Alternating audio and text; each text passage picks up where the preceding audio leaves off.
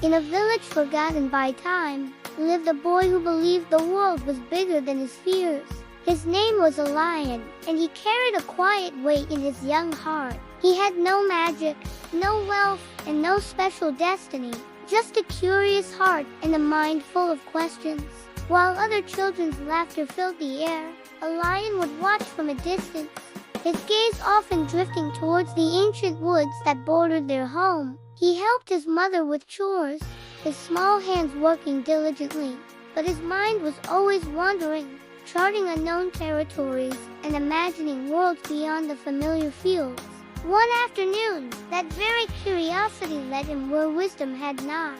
He ventured deeper into the woods than ever before, past the gnarled oaks and whispering pines.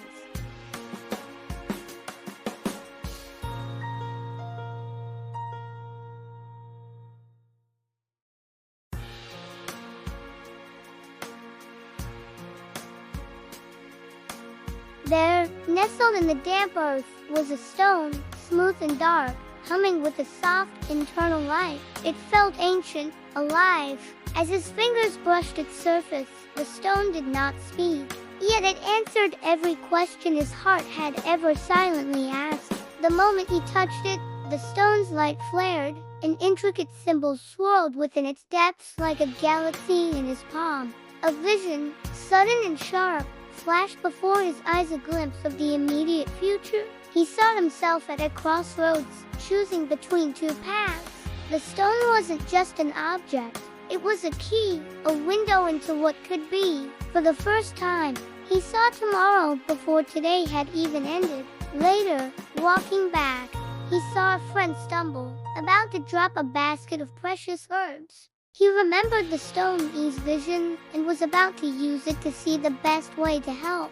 He touched it, and two futures appeared, one where he helps and is praised, another where he hesitates, and the herbs are lost. He chose to help, and everything happened just as he saw. But after the vision faded, a warmth in his chest grew cold.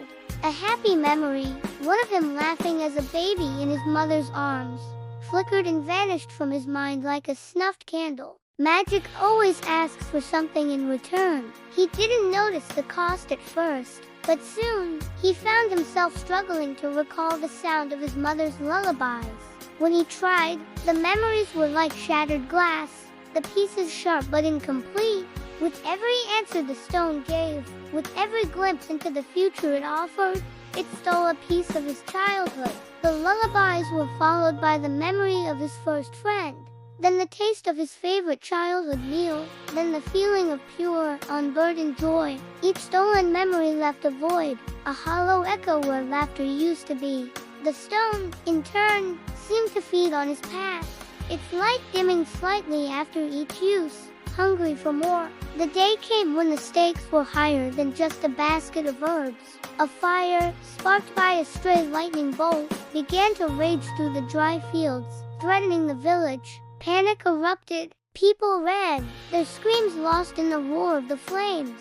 In his fear, a lion clutched the stone, touching it again and again. Visions flooded his mind, the village turning to ash, families trapped, homes destroyed. Then, another vision, a narrow path to the river, a break in the wind, a chance for survival. He guided the villagers, his voice steady with the knowledge that wasn't his own. He saved them, but the price was immense. When he looked in a puddle of water afterward, the eyes staring back were not those of a boy. They were old, weary, and empty. The more he used the stone, the less of himself remained. The greatest trial was yet to come. A rival clan, driven by desperation, marched on their weakened village. This time, it wasn't nature's fury but man's. The entire village was at risk. As the elders debated, a lion held the stone, now glowing with a violent, hungry light. He knew this would be the last time. One final decision, and one final memory. As he braced himself for the vision, the stone offered him its last, most precious price, the memory of his mother hugging him just last week, her embrace his only remaining anchor to the boy he once was.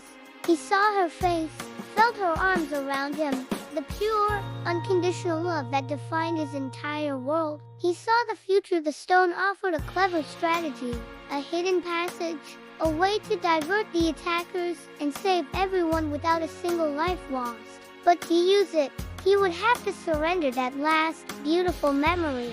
He would have to forget his mother's love. For a long moment, he held the fate of his people in one hand and the last remnant of his soul in the other. Then, with a tear tracing a path down his dust-stained cheek, he closed his eyes.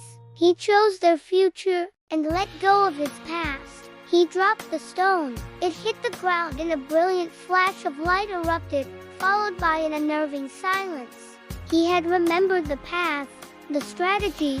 He had saved them. The village was safe. The attackers were gone, but as the lion walked through the cheering crowd, he felt nothing. He was a hero in a story he could no longer feel. He passed his mother, who rushed to hug him, but he felt no warmth, no recognition, only a strange and distant emptiness.